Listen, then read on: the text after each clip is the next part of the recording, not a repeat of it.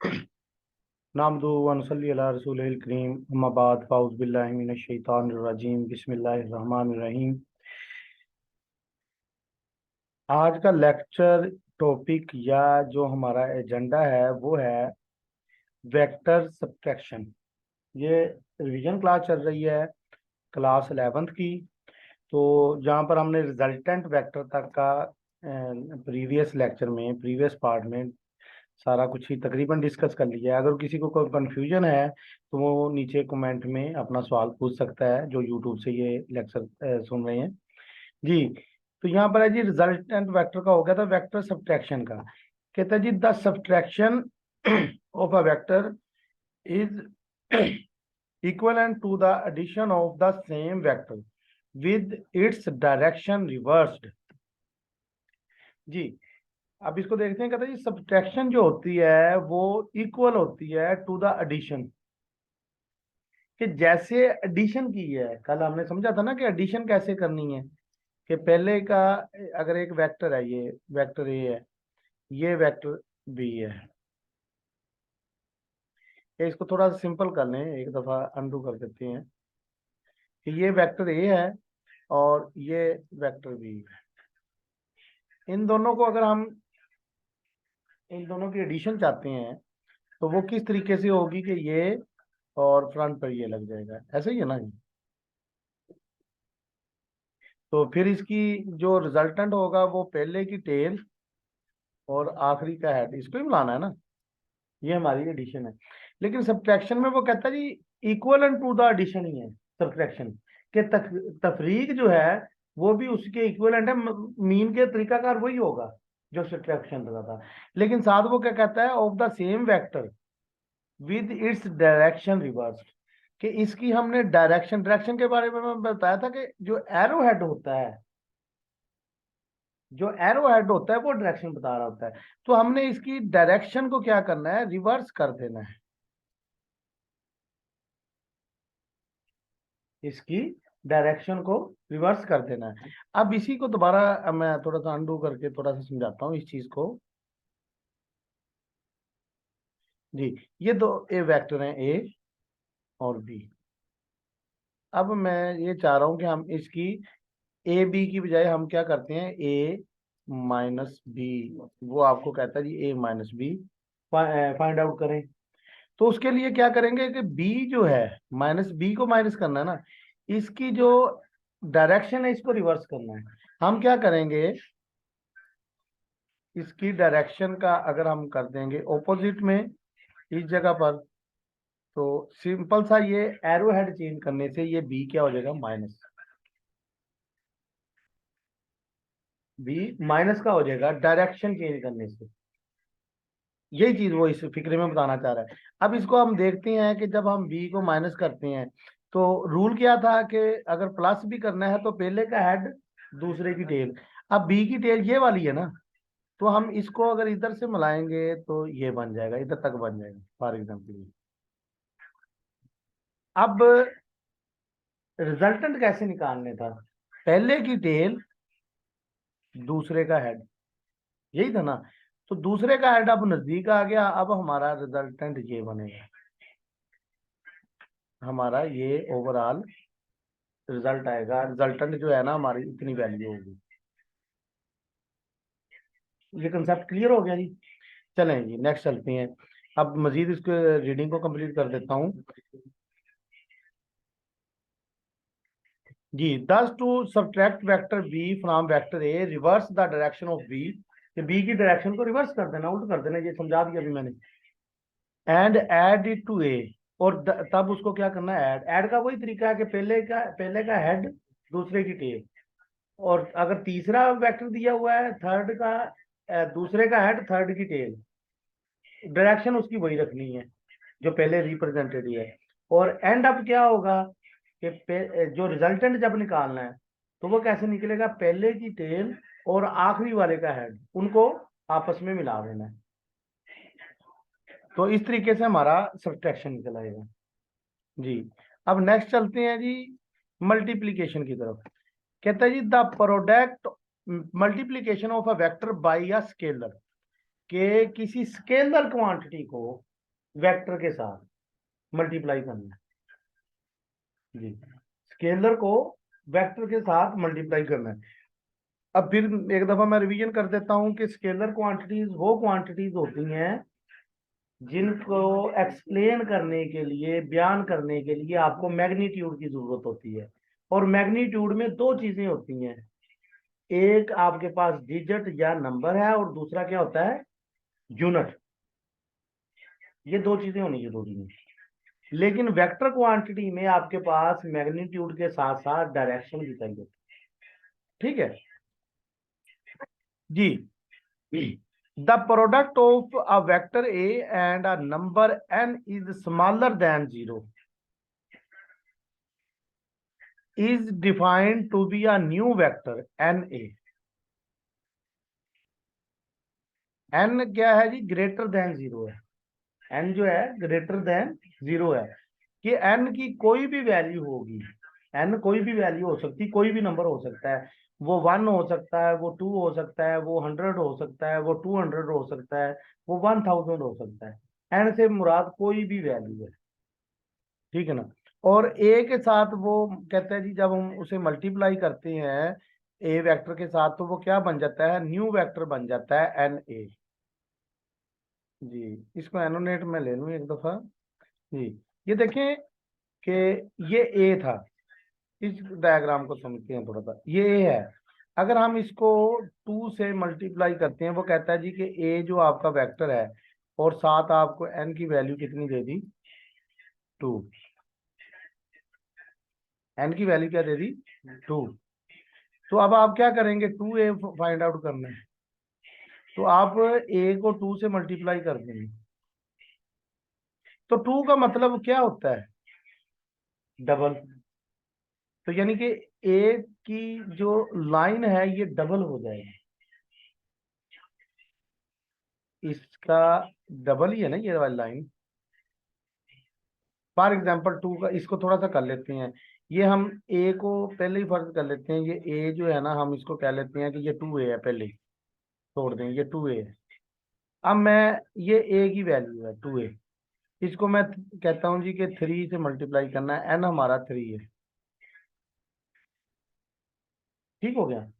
अब जब हम एन से मल्टीप्लाई करते हैं इस वेक्टर को, इस वेक्टर का नाम क्या है, 2a, तो ये क्या हो जाएगा, 6a जी। यही चीज बनेगी ना, नया प्रोडक्ट हमारे पास क्या बनेगा, 6a। तो इसकी जो लेंथ है वो, अगर a इतना है तो इसकी लेंथ 1 2 3 4 5 6, तो इतनी लेंथ बन जाएगी, ये 6a हो जाएगा। ऐसे ही है। तो इसमें आपका, अगर आप सिंपल सा समझें तो ये है कि इसका जो लाइन का साइज है ये इंक्रीज होगा। क्यों, क्योंकि आप एक वेक्टर और एक स्केलर क्वांटिटी को मल्टीप्लाई कर रहे हैं, तो वो आपका स्केलर के साथ स्केलर नहीं मल्टीप्लाई होना है। 3 to the 6 हुआ है ना, आपके जो नंबर है वही मल्टीप्लाई हुए हैं, और जो आपका वेक्टर उसका साइज बढ़ जाएगा, उसका मैग्नीट्यूड बढ़ जाएगा जी। अब ये आपका सिंपल सा, ये इसमें और मजीद देख लेते हैं अगर कोई चीज हुई, इसको पढ़ते हैं। कहता है ये having the same direction as A, यानी कि उसका साइज बड़ा हो जाएगा, 2 से मल्टीप्लाई किया तो साइज तो बड़ा हो जाएगा लेकिन डायरेक्शन सेम ही रहेगी। लेकिन अगर वो कहता है जी कि but a magnitude n times the magnitude of A as illustrated in figure 2.4, ये 2.4 ये वाली फिगर ही है। If the vector is multiplied by a negative number, लेकिन अगर उसको नेगेटिव नंबर से मल्टीप्लाई करते हैं, -2 से, अगर -2 से मल्टीप्लाई किया तो देन क्या आएगा, उसकी डायरेक्शन चेंज हो जाएगी, साइज भी होगा और डायरेक्शन भी चेंज होगी, क्योंकि माइनस है। ये अभी पिछले में माइनस, जब हम सब्ट्रैक्शन की है तो उसमें मेन चीज क्या बताई है कि माइनस का क्या मतलब है, आपका सिंपल सा एरो हेड अगर इस तरफ है तो ये ए है, तो आप, अगर आपसे डिजायर करता है जी कि -a ड्रा करें, तो आपकी डायरेक्शन चेंज होगी, एरो हेड चेंज होगा, ठीक है ना। तो अब यहाँ पर -2a से तो उसकी डायरेक्शन भी चेंज होगी, और 2 है तो ए से उसका साइज भी डबल हो जाएगा इस चीज का। ठीक है ना, क्लियर है इतना? जी जी। कहते हैं in the event that n represent a scalar quantity, जाहिर है जी एन जो है आपकी स्केलर क्वांटिटी को रिप्रेजेंट कर रहा है। The product n A will correspond to a new physical quantity and the dimensions of the resulting vector will be the product of dimensions of two quantities which were multiplied together. For example, when velocity is multiplied by scalar mass, the product is a new vector quantity called momentum, having the dimension as those of mass and velocity. जी इसको आप दोबारा थोड़ा सा मैं आपको explain करने की कोशिश करता हूँ ये एग्जांपल से। पहले पहले पढ़ लेते हैं थोड़ा सा। कहता जी कि जब आप प्रोडक्ट लेते हैं एन ए का, तो कोरेस्पोंड क्या होता है, एक नई फिजिकल क्वांटिटी बनती है। फिजिकल क्वांटिटी आपको नाइन्थ क्लास में भी और चैप्टर 1 में भी मैं एक्सप्लेन कर चुका हूँ। फिजिकल क्वांटिटीज के बारे में और साथ उनके यूनिट्स के बारे में अच्छी तरीके से एक्सप्लेन कर दिया गया है चैप्टर 1 में। 11th क्लास के चैप्टर 1 में और 9th क्लास में भी आपको एक्सप्लेन किया जाता है जी। And the dimensions of resulting vector will be the product of dimensions of the two quantities. यानी कि आप देखें कि आपने ए को मल्टीप्लाई किया है किससे, 2 से। ठीक है ना। अब ये 2 को इससे किया, ये दो डिफरेंट डायमेंशन रखती हैं। डिफरेंट डायमेंशन कैसे रखती हैं, ये एक स्केलर क्वांटिटी है, ये एक वेक्टर क्वांटिटी है।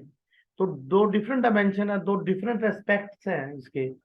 तो यहाँ पर वो कहता है जी of the two quantity which were multiplied together, तो जो प्रोडक्ट होगा उसकी डायमेंशन कुछ और होगी। विच वर मल्टीप्लाई टुगेदर, जिन दोनों को मल्टीप्लाई किया है उनसे भी मुख्तलिफ होगी।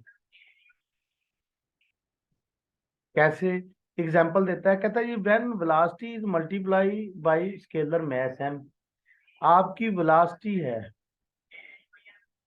वेलोसिटी किस चीज को कहा जाता है, स्पीड को। लेकिन वो कहता है स्पीड को हम मल्टीप्लाई करती हैं मास से। तो ये क्या नई चीज, अब वेलोसिटी जो है, जो स्पीड है, सॉरी स्पीड जो है या वेलोसिटी है जो ये आपकी वेक्टर क्वांटिटी है।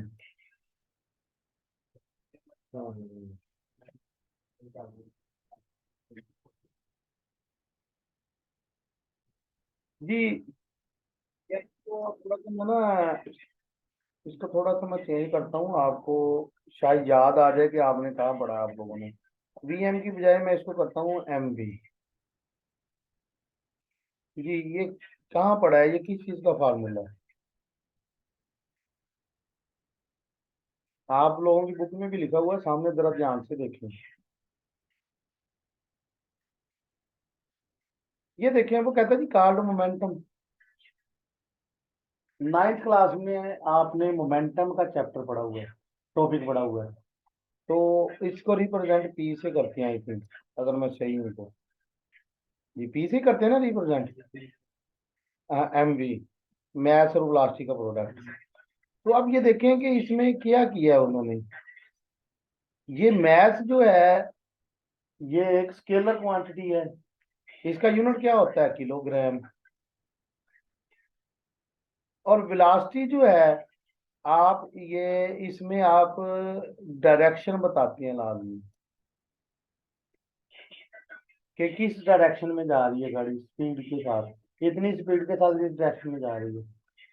ये एक अलहदा से एक इशू है कि भी वेलोसिटी और स्पीड में क्या डिफरेंस है। ये नेक्स्ट जब आएगा टॉपिक मोशन का चैप्टर, तो उस वक्त करेंगे जी। ये इतना क्लियर हो गया ना। अब आप देखिए कि दो नई उन्होंने दी हैं, तो इसकी डायमेंशन ही चेंज हो गई। नेक्स्ट जाकर हम डायमेंशन के बारे में भी डिटेल से पढ़ेंगे। तो अब इसका जो बनेगा वो किलोग्राम मीटर पर सेकंड बनेगा ना। इसकी डायमेंशन अगर देखी जाए तो वो क्या बनेगी, किलोग्राम। वेलोसिटी का यूनिट क्या होता है, मीटर पर सेकंड। तो इसकी डायमेंशन ये चीज बन गई ना, नहीं होगी ना, क्योंकि मैथ की किलोग्राम थी, वेलोसिटी की जो आपकी थी मीटर पर सेकंड थी। लेकिन जब इनका प्रोडक्ट लिया तो फिर हमारे पास क्या डायमेंशन आ गई, किलोग्राम मीटर पर सेकंड। जी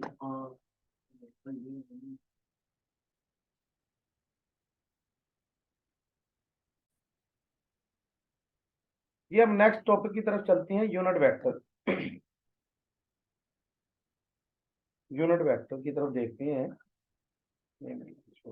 कहते हैं a unit vector in a given direction is the vector with magnitude 1 in that direction.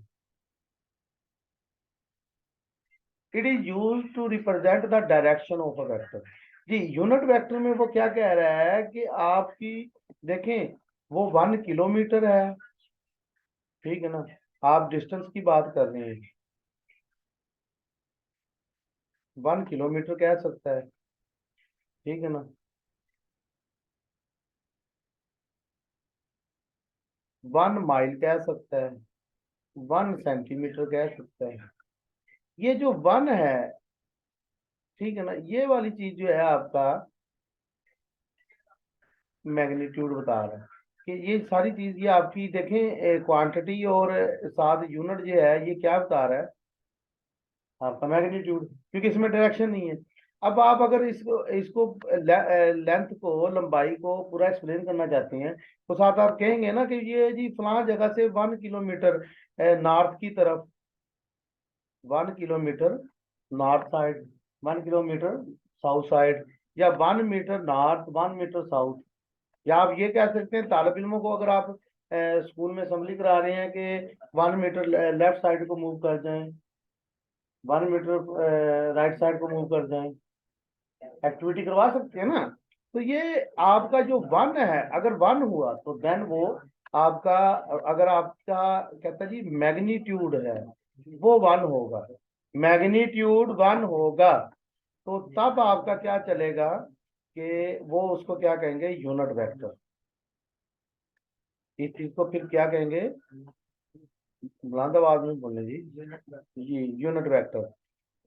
अब वो कहता है जी it is use to represent the direction of a vector. इसको इस्तेमाल किस लिए किया जाता है, ये आपसे क्वेश्चन पूछा जा सकता है एमसीक्यू में, what is the use of unit vector, क्या यूज है। ये डायरेक्शन को रिप्रेजेंट करने के लिए बताया जाता है, ठीक है ना जी। अब नेक्स्ट की तरफ चलते हैं, इसका मजीद कंसेप्ट क्लियर हो जाएगा उसमें जब आप ये बल्कि आ गया, चलो इधर से देख लेते हैं।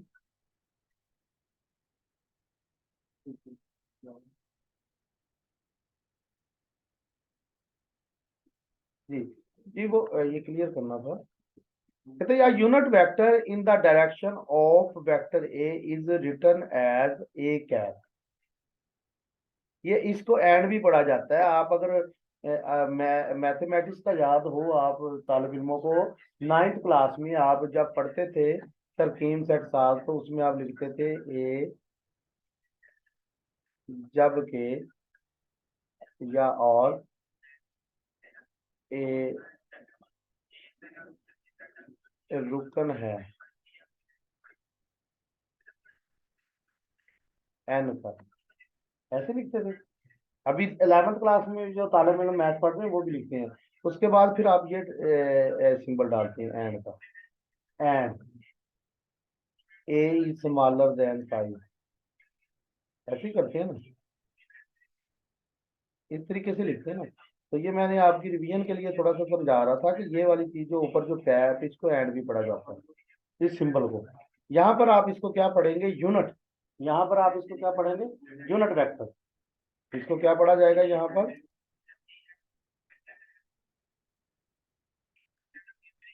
जी, which we read as a hat डज, जिसको हम क्या पढ़ेंगे अ हैड, इसको क्या पढ़ा जाएगा हैड। उसके अलावा इसको एंड भी पढ़ा जाता है और इसको यूनिट वेक्टर भी पढ़ा जाएगा जी। अब इसको थोड़ा सा नेक्स्ट हम मूव करते हैं, तो ये अगर हम इक्वेशन पढ़ें तो इसको क्या पढ़ा जाएगा बताएं जल्दी से जरा। ये बोल्ड में लिखा हुआ है, इसको वेक्टर ए पढ़ा जाएगा, क्योंकि जो बोल्ड में लिखा हुआ है ये हम शुरू में पढ़ाए हैं कि जब बोल्ड डिजिट अल्फाबेट होगा तो देन उसको वेक्टर पढ़ा जाएगा, वो वेक्टर होगा। Vector A is equal to A ahead, या फिर यूनिट वेक्टर ए। इसको ए पढ़ा जाएगा और इसको यूनिट वेक्टर ए। अब इनसे ही हमारी ये सारे के सारा वेक्टर का ना ये मजमूआ है। अगर जिस तालिब इल्म ने ये ऊपर वाला सारा समझ लिया है उसको इसकी समझ आनी चाहिए। इसको वो वैसे ही इतना लिखा होगा तो वो सारा रीडिंग कर सकता है। Vector A is equal to magnitude A, क्योंकि ये बारीक लिखा हुआ है, ये ध्यान से देखें तो ये मैग्नीट्यूड है। ये क्या है? मैग्नीट्यूड है।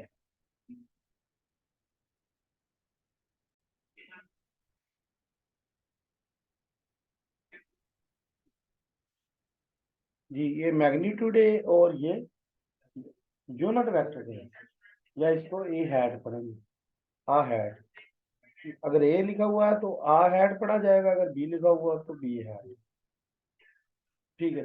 अब इसको अगर हम देखें मैथमेटिकली थोड़ा सा कि अब ये देखें ये मैग्नीट्यूड ए जो है इधर मल्टीप्लाई हो रहा है, इस तरफ आएगा तो क्या होगा? डिवाइड हो जाएगा। और ये इस तरफ हमारा सिर्फ ये वाली चीज बच जाएगी, आ हैट। अब आ हैट किसके इक्वल है? Vector A over magnitude A. जी इसको अगर देखें तो हमारा ये यूनिट निकल आएगा कि इसका यूनिट क्या बनेगा, इसकी डायरेक्शन निकल आएगी। क्लियर है जी? नेक्स्ट चलते हैं थोड़ा सा। कहता है जी the direction along X Y and Z axis are generally represented by unit vector. जी अब देखिए ना, आपने पहले भी नाइन्थ क्लास में ही पढ़ा होगा कि डायमेंशन जो होती हैं तीन होती हैं। ये कल जो प्रीवियस लेक्चर दिया है हमने रिवीजन क्लास का, उसमें भी मैंने बड़ा डिटेल से एक्सप्लेन किया था, डायग्राम बना के रूम की, कि डायमेंशन या डायरेक्शन तीन होती हैं, एक्स एक्सिस, वाई एक्सिस और जेड एक्सिस। और साथ इसका ये बताया था कि लेंथ, विड्थ और थर्ड वाली हाइट। अब वो तीनों का वो कहता है जी कि यूनिट वेक्टर भी है। ये आपसे क्वेश्चन एमसीक्यूज में भी पूछा जा सकता है। ये देखें, अब वो रिस्पेक्टिवली कह रहा है, इसका मतलब होता है बिल तरतीब। यानी कि एक्स का जो यूनिट वेक्टर है वो आई कैप है, वाई का यूनिट कैप जो है जे है, जे कैप है, और जी का या जेड का जो है यूनिट वेक्टर के कैप है। क्लियर है? इतना क्लियर हो गया? ये याद रख लेंगे ना जी। नेक्स्ट चलते हैं। The use of unit vector is not restricted to cartesian coordinate system only.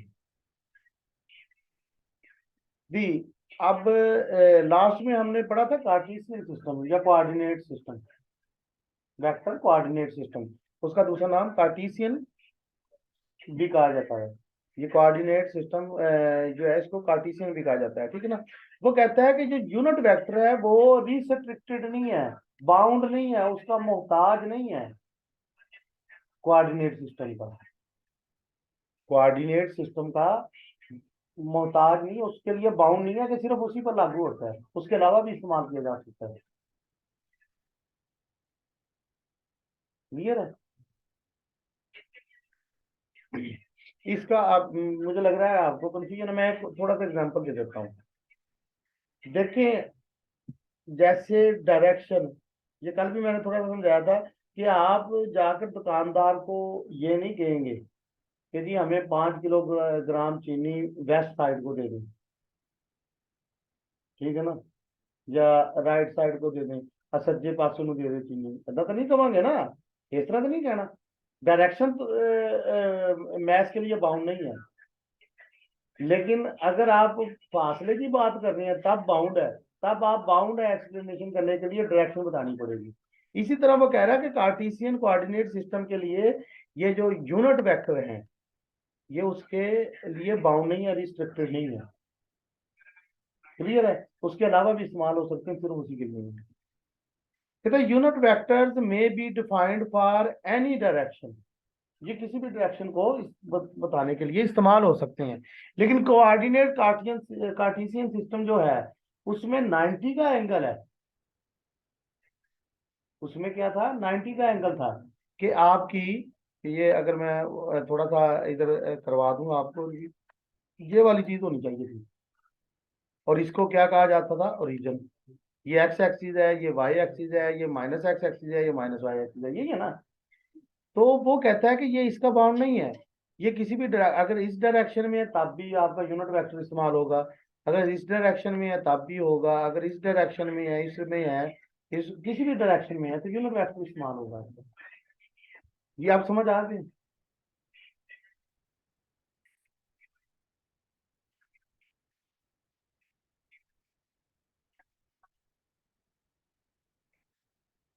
Ji next थोड़ा सा चलते हैं अब।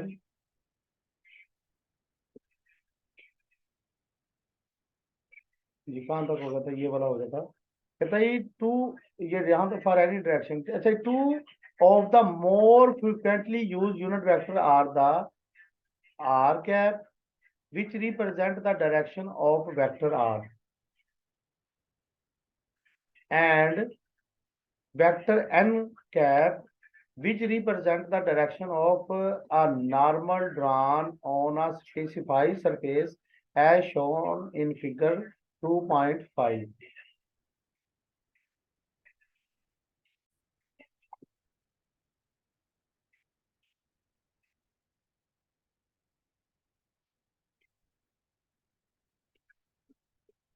जी यहाँ पर देखें जी, कहते जी आर, अब आर कोई भी वेक्टर हो सकता है, कोई भी डायरेक्शन हो सकती है। कहता जी जो ज्यादातर यूज किए जाते हैं वो आर, मतलब कि आप कोई भी वेक्टर इस तरह करके ड्रा कर लेंगे तो एक्स एक्सिस वाई एक्सिस के थे ना, ये इस तरह, इसके लिए बाउंड नहीं है। आपकी डायरेक्शन ये भी हो सकती है, ठीक है ना। आप इसको आर के नाम से ज्यादातर, वो असल में ये डिजिट अल्फाबेट बताना चाह रहा है कि ज्यादातर हम इसको लेट कर लेती हैं, जैसे मैथ में फर्ज करने का कहा जाता है, लेट कर लेती हैं। वो आपके पास आर है और दूसरा कौन सा है जो ज्यादा इस्तेमाल होता है, आर वेक्टर है। Unit vectors are the vectors are which represent the direction of a vector R. ये ये आर जो है यूनिट वेक्टर, ये ज़ाहिर है ये कोई भी वेक्टर होगा उसको आपने आर कह दिया है, तो आर कैप क्या है जी, इसकी डायरेक्शन को बताएगा, ठीक है। दूसरा नहीं होगी उन्होंने।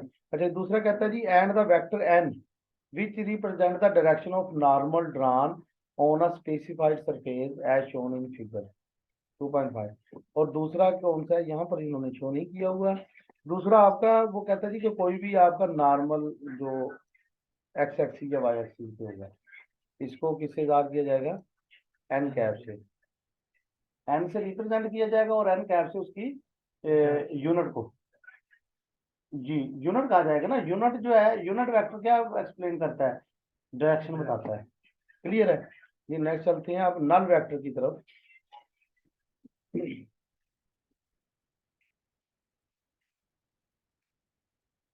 नल vector is a vector of zero magnitude, जिसका मैग्नीट्यूड क्या होगा, जीरो, एंड आर्बिट्ररी डायरेक्शन।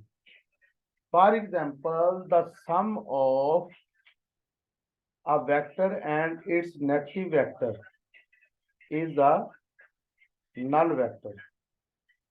जी आप अगर किसी चीज का सम लें, आप लेट कर लें कि आपके पास है एक, इधर देखें जरा, ये डायग्राम बना रहा हूँ, ये वेक्टर ए है, ठीक है ना।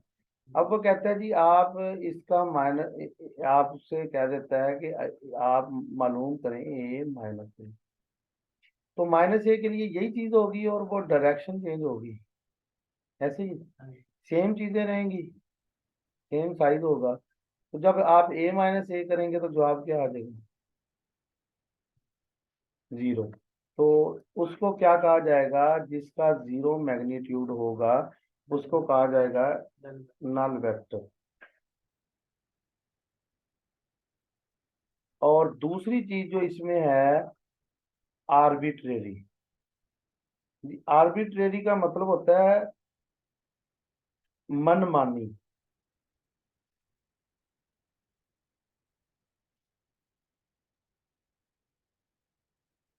या फिर इसको कहते हैं बेतरतीब, रैंडमली। ज़ाहिर है जिसकी कोई जीरो आ गया उसकी कोई डायरेक्शन नहीं, वो किसी भी डायरेक्शन में हो सकता है, अपनी मनमानी उसकी डायरेक्शन होगी, ठीक है ना।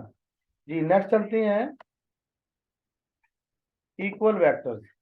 To vectors A and B vector are set to be equal दो वेक्टर हैं ए और बी, उनको क्या कहता जी इक्वल कहा जाएगा कब, इफ अगर they have the same magnitude and direction regardless of the position of their initial point. ये इनिशियल पॉइंट को नहीं हमने देखना, लेकिन उनका साइज और डायरेक्शन। ये देखें, इस एक का इनिशियल पॉइंट ये है कि ये यहाँ से शुरू होता है, यहाँ तक है।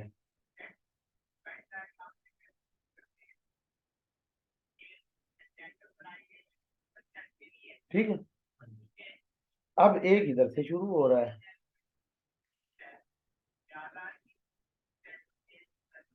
अब इन दोनों की डायरेक्शन भी सेम है और साइज भी, मैग्नीट्यूड भी सेम है, साइज भी सेम है। तो देन इनको क्या कहा जाएगा, इक्वल वेक्टर। इसको क्या कहा जाएगा, equal vector.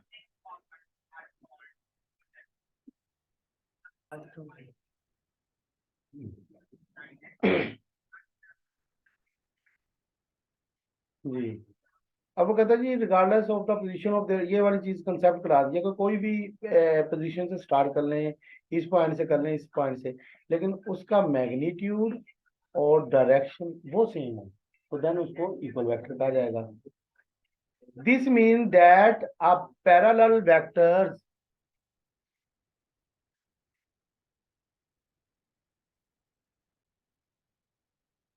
this means that parallel vectors of the same magnitude are equal to each other।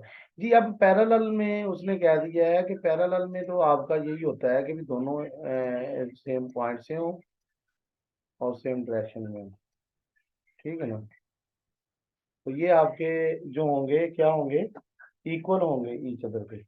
Ji next चलते हैं जी, rectangular components of a vector. जी ये 9th क्लास में भी आप बड़े अच्छे तरीके से पढ़ आए हैं।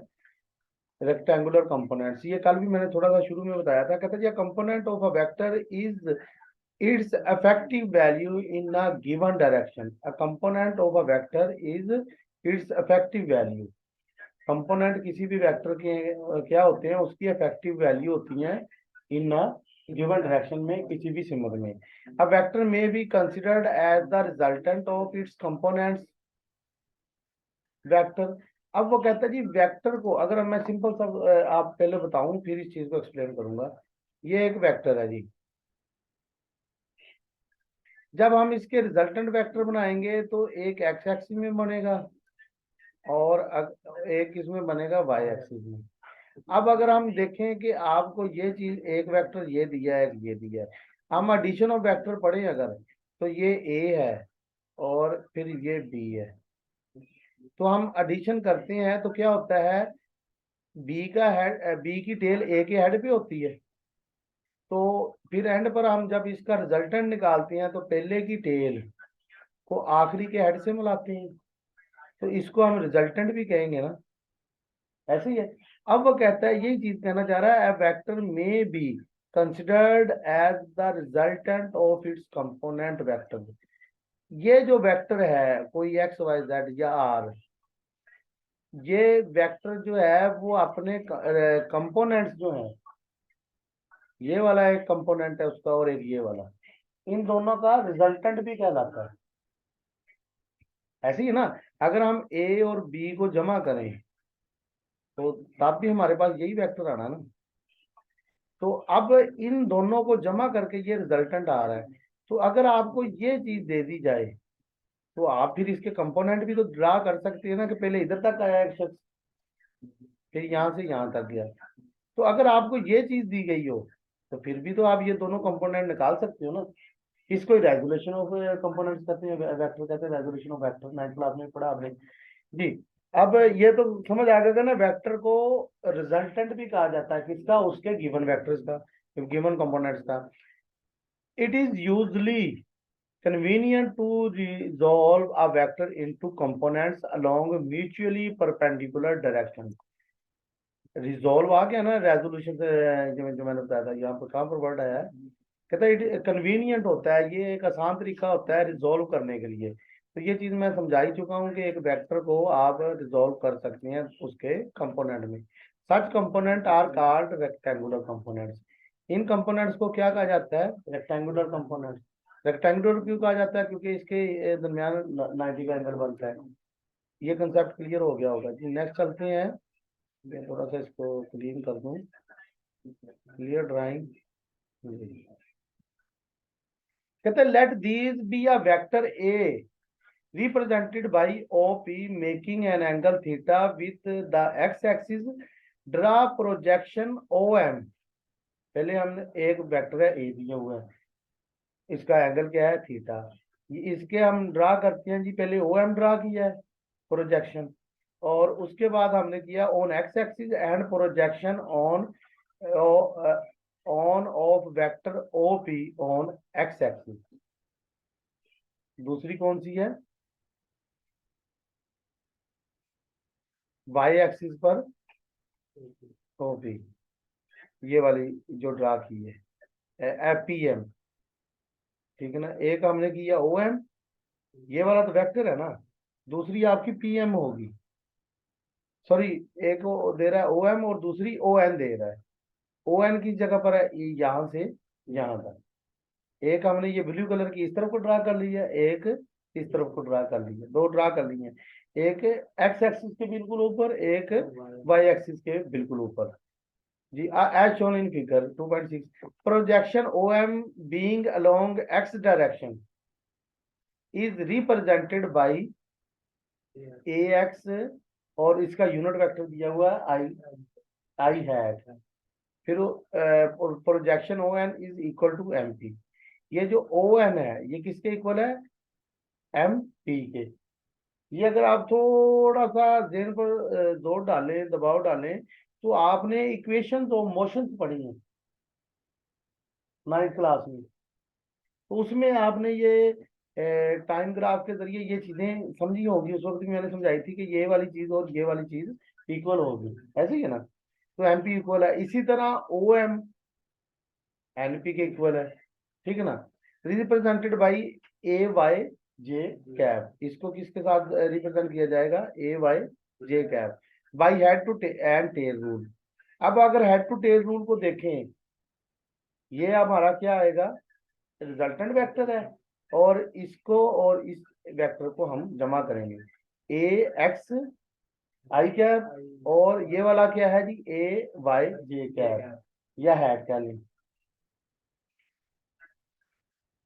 Thus, AI cap and AY cap are the components of vector A। दोनों क्या है जी, AX I cap और AY cap क्या है जी, दोनों कंपोनेंट है किसके, वेक्टर A के। Since these are at right angle to each other, ये दोनों राइट एंगल पर है, ऐसे ही है, 90 का एंगल बनना है ना इनके दरमियान। तो hence they are called rectangular component of A considering the right angled triangle OMP। अब वो कहता है जी, इस चीज को कंसिडर कर लें कि ये एक ट्राइंगल है OMP। The magnitude of AX I cap are x component of A is AX is equal to A cos theta. इसका क्या बन जाएगा, AX is equal to A cos theta, और Y के लिए क्या बन जाएगा, AY is equal to A sin theta. ये चीजें भी आप 9th क्लास में पढ़ के आए हुए हैं, और 9th क्लास के लेक्चर में इसका आपको ट्रिक भी बताया हुआ है, कोस थीटा साइन थीटा का। ये लेक्चर जब जल्दी अपलोड होगा उसमें फिर दोबारा से बता दूंगा इन चीजों को याद रखने के लिए।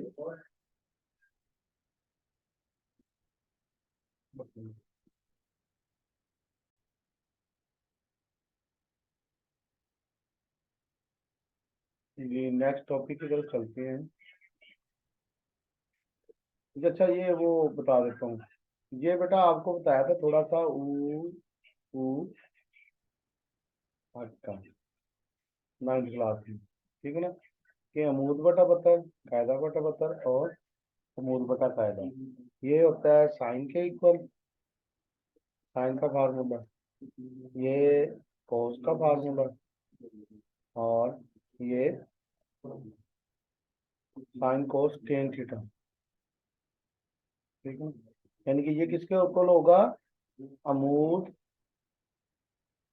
बटा वितर। यही चीजें आ गई जेन में, अब ये सारा आ गया ना, क्लियर हो गया ना कि ये किया हुआ है जी। अच्छा जी, अब ये नेक्स्ट चलते हैं, नेक्स्ट टॉपिक है टॉपिक 11 है, determination of a vector from its rectangular components. अगर रेक्टेंगुलर कंपोनेंट्स दिए गए हो तो आपने डिटरमाइन करना है, किस चीज को डिटरमाइन करना है, वेक्टर को। कि पहले तो आपने रेजोल्यूशन की ना, कि आपको वेक्टर दिया हुआ था, आपने उसके दोनों कंपोनेंट्स को ड्रा आउट किया, फाइंड आउट किया कि कैसे करना है। ये दिया था ना अभी पिछले चैप्टर क्वेश्चन में, टॉपिक में। अब आपको वो कहता है जी हमने क्या किया हुआ है जी, कंपोनेंट दिए हुए हैं रेक्टेंगुलर, आपने वेक्टर को डिटरमाइन करना है। जी इसको रीडिंग करते हैं, कहते हैं if the rectangular components of a vector as shown in figure 2.6 are given, we can find out the magnitude of the vector by using Pythagorean theorem. अगर हमें दोनों यानी कि आपका बेस और इसको परपेंडिकुलर नहीं, हाइपोटेन्यूस, हाइपोटेन्यूस ये होती है इसकी, ये बेस है, ये परपेंडिकुलर है, ये हाइपोटेन्यूस है, यानी कि कायदा अमूद भीतर, ऐसे ही ना। यानी कि अगर आपको ये दो चीजें दी गई हो तो आप ये चीज हाइपोटेन्यूस निकाल सकते हैं ना पैथागोरियन थ्योरम के जरिए, तो इसकी मैग्नीट्यूड भी निकल आएगी। तो उसका फार्मूला उन्होंने दिया हुआ है कि इस ये मैं थोड़ा सा इसको कर लूं इसमें, ये देखें, ये थोड़ा सा इस चीज को देखें, ये वाली चीज, ये इधर गौर करें कि ये ओ एम और एम पी दिया गया हो तो फिर आप ए निकाल सकते हैं, ठीक है ना। तो ओ एम किसके इक्वल है, ए एक्स स्क्र के, ओ एम पी किसके इक्वल है, ए वाई स्क्र, एम पी स्क्र, ठीक है ना। ये जो आपका है पैथागोरियन थ्योरम है, ये वाली चीज, ये वाली चीज क्या है, पैथागोरियन थ्योरम। कि पैथागोरियन थ्योरम क्या होता है, वितर का स्क्वायर इज इक्वल टू मूल का स्क्वायर प्लस कायदे का स्क्वायर, या इंग्लिश में अगर हम देखें इसको तो ये क्या होगा, hypotenuse is equal to perpendicular square plus base square. ये फार्मूला लगाया हुआ है पैथागोरियन थ्योरम का। जी अब इसको जब हम फाइंड आउट करेंगे तो इस फार्मूले के जरिए हम क्या कर सकते हैं आसानी के साथ, ये हम इसका मैग्नीट्यूड फाइंड आउट कर सकेंगे। अब इसकी डायरेक्शन के लिए हमें क्या करना पड़ेगा, टेन थीटा लगाना पड़ेगा। टेन थीटा में क्या होगा, फिर वही बात आ गई, अभी थोड़ी देर पहले बताया है, टेन के लिए क्या होगा, अमूद बटा कायदा, या परपेंडिकुलर ओवर बेस। अब ये वाई परपेंडिकुलर है, एक्स बेस है, ए वाई इस वाली डायरेक्शन को कहा जाता है ना, और ये वाली ए एक्स। तो इन दोनों को जब हम डिवाइड करेंगे तो हमारा टेन थीटा आ जाएगा, यानी कि हमारे पास उसकी डिग्री आ जाएगी कि वो किस एंगल पर बनेगा, किस एंगल पर ड्रा होगा। ये दो चीजें तो दी हुई हैं, ठीक है ना। अब हमें आ गया कि जी 3a के इक्वल है, ये वाला रिजल्टेंट जो 3a के इक्वल है, लेकिन अब वो इसका एंगल कितना बनना है, उसका एंगल यहाँ पर से कितना बनना है, वो हमने टेन थीटा के जरिए फाइंड आउट कर। इसका 3 यानी कि इसका मैग्नीट्यूड हमने किसके जरिए करना है, पैथागोरियन थ्योरम के साथ, और इसकी डायरेक्शन टेन थीटा के जरिए फाइंड आउट करनी है कि वो एक्स एक्सिस पर किस डायरेक्शन में उसके थीटा कितना बनेगा, ठीक है ना, इसके बारे में बताएगा। अब कंसेप्ट क्लियर हो गया ये वाला। जी अब नेक्स्ट चलते हैं, पोजीशन वेक्टर।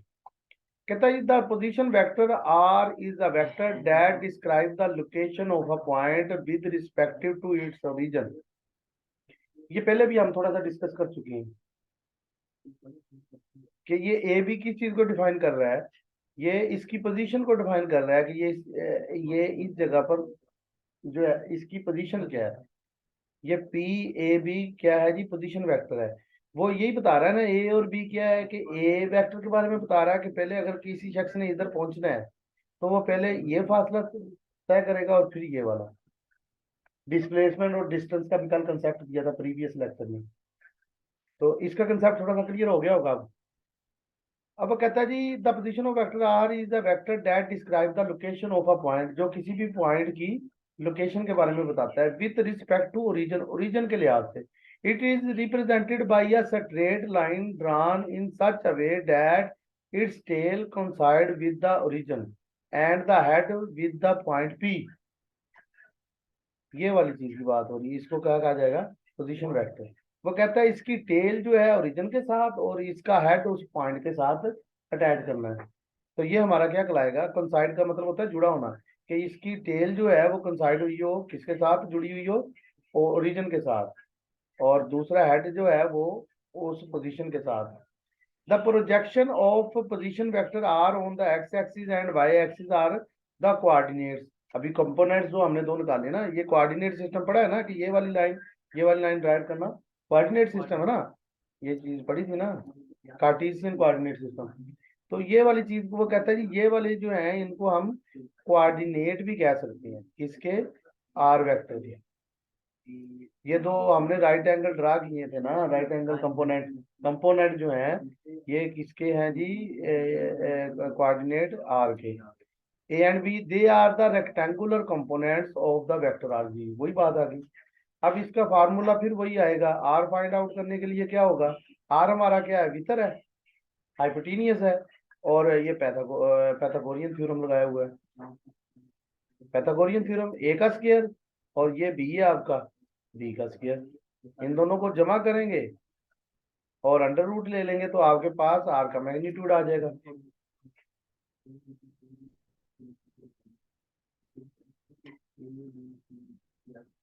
जी नेक्स्ट चलते हैं, कहते हैं जी in 3 dimensional space the position vector of a point P A B C is shown in figure. अगर डायरेक्शन ये कल भी समझाया था कि इधर से भी हमने थीटा ड्रा करना है, इधर से भी करना है, और इधर से भी करना है, और इसके फिर हमारे पास जो मैग्नीट्यूड फाइंड आउट करने का तरीका भी क्या होगा, हम तीनों का ही लेंगे ए बी सी का, ठीक है ना, तीनों का स्केल लेके फाइंड आउट करेंगे। और इसका आर का जो रिजल्टेंट होगा ये किस चीज का होगा, तीनों का ही होगा, ए आई कैप, बी जे कैप, और सी के कैप, ठीक है ना। अब आई कैप से समझ आ रहा है हमें इसकी कौन सी डायरेक्शन होगी, एक्स एक्सिस का, क्योंकि आई कैप किस चीज का यूनिट वेक्टर है, एक्स एक्सिस का। जे कैप किसका यूनिट वेक्टर है, वाई एक्सिस का। के कैप किसका यूनिट है, जेड एक्सिस का। जी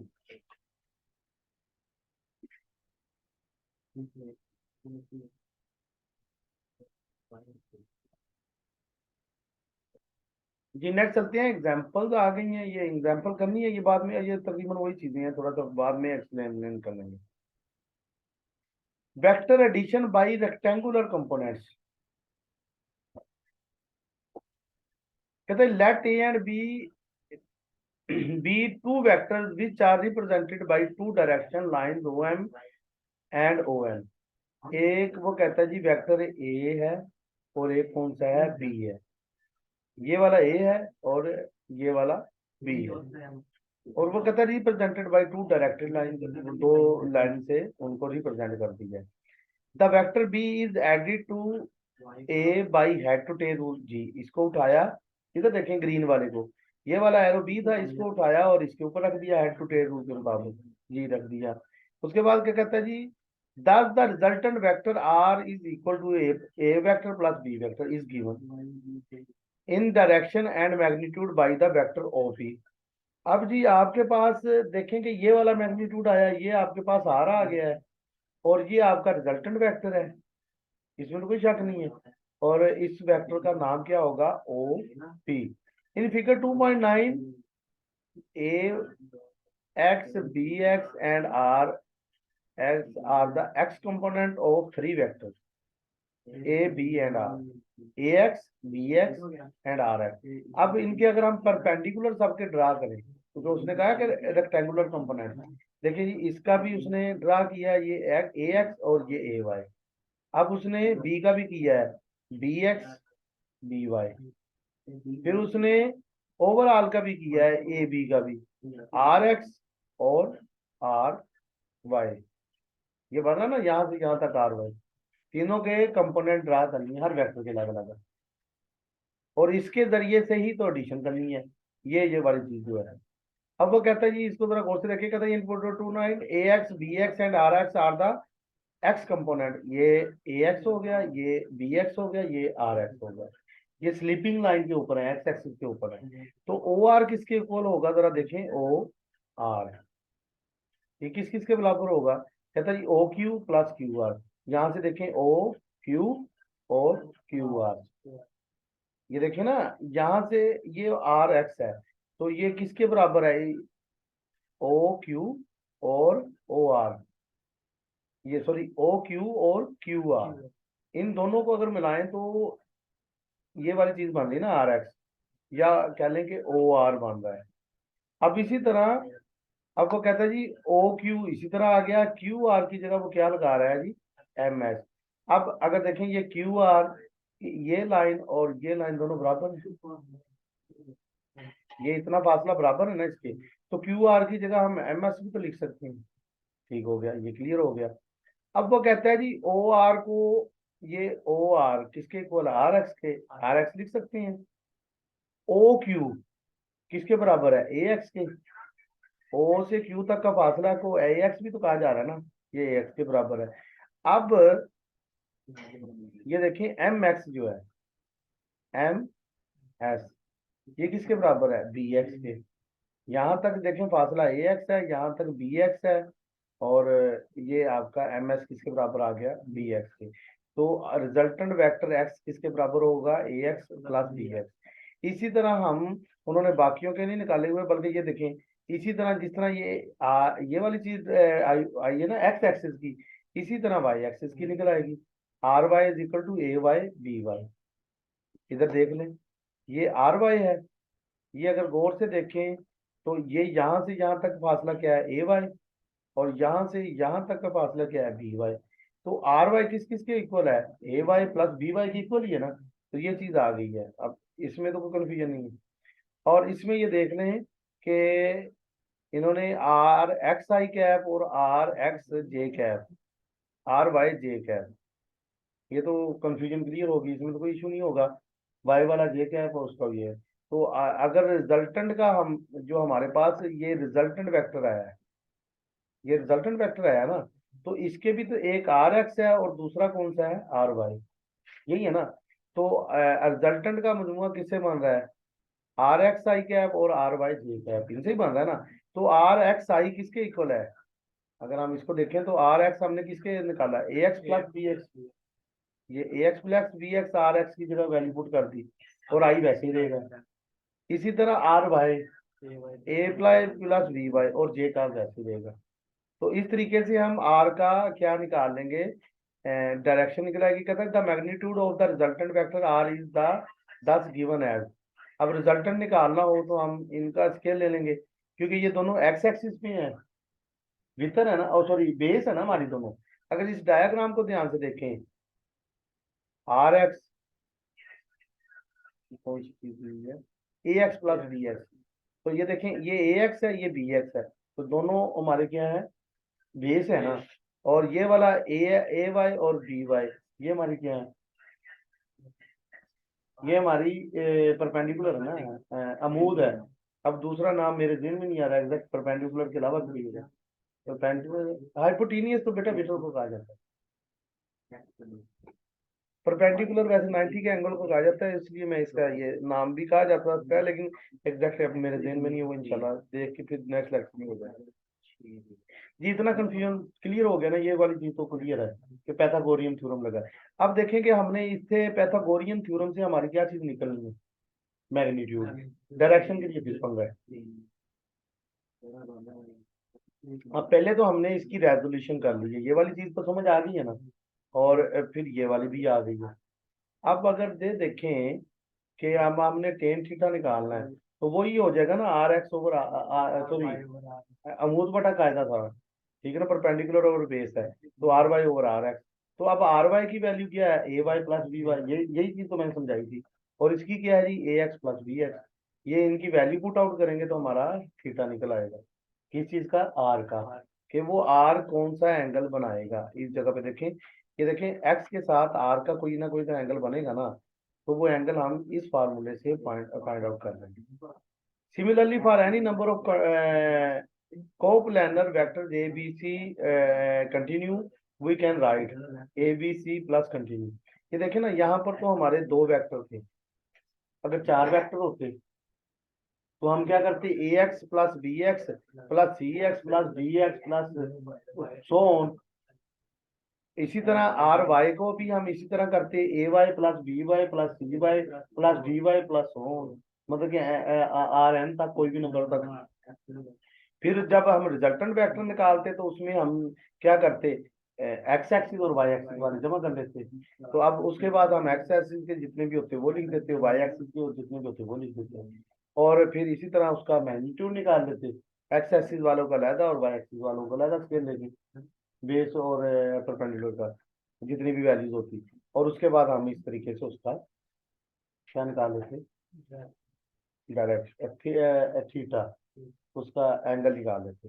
अब ये देखेंगे, यही चीज मैंने समझाई थी कि वो ए बी सी एंड सो इसी तरह A x B x A B y C y and so discuss करें, और इसी तरह फार्मूले के जरिए हम उसका, खास वो कितनी भी वेक्टर दिए गए हों, ठीक है।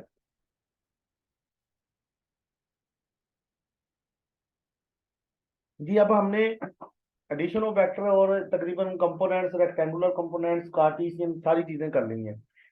अब वेक्टर की एडिशन के कुछ वो कहता है जी कंपोनेंट्स हैं, वो हमें पढ़ लेने चाहिए, ये इंपॉर्टेंट है पेपर के पॉइंट ऑफ व्यू से। कहता है सबसे पहले हमने क्या करना है, find X and Y component of all given vector. सबसे पहले हमने क्या करना है, ये इधर देख रहे हैं, ये हो जाएगा।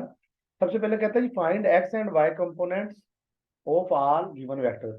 ये देखिए हमें तीन वेक्टर दिए गए हैं, ए बी, और तीसरा हमने आर खुद निकाला है। तो सबसे पहले वो कहता है इसके कंपोनेंट्स निकालने हैं। देखिए ए का हमारे पास कौन सा कंपोनेंट निकला, ए वाई, ए एक्स ओवर ए वाई। इसी तरह बी का कौन सा निकला, बी एक्स बी वाई। इसी तरह सी का जो आर है, इसके कौन से निकले, आर एक्स आर वाई, ये कंपोनेंट निकले ना जी। नेक्स्ट चलते हैं,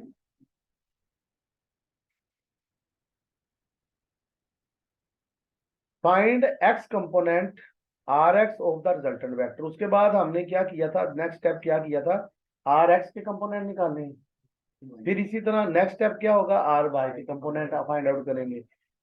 यही दो स्टेप होंगे, ये देख रखे हैं पहले। फिर find Y component R Y of the resultant vector by adding the Y components. Adding the Y components, सारे सबको ऐड करना है, एक्स एक्सिस वालों को भी वाई एक्सिस वालों को अलग अलग, दोनों कंपोनेंट निकल आएंगे जी। नेक्स्ट चलते हैं जी, ये साउंड कम करें जी, आवाज कम करें।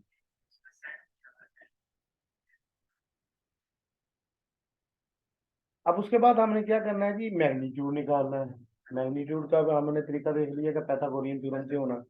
उसके बाद हमने क्या करना है, उसका उसका थीटा निकालना है, उसकी डायरेक्शन निकालनी है थीटे की, कि उसका एंगल कितना बनेगा। यही स्टेप किए हैं सारे, इसका सारे का रिकॉल होगी जी। अब इसमें कोई कंफ्यूजन कर लेना, हो गया क्लियर जी।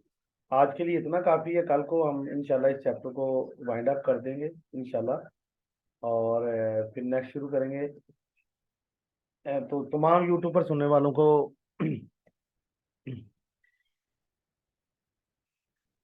जी,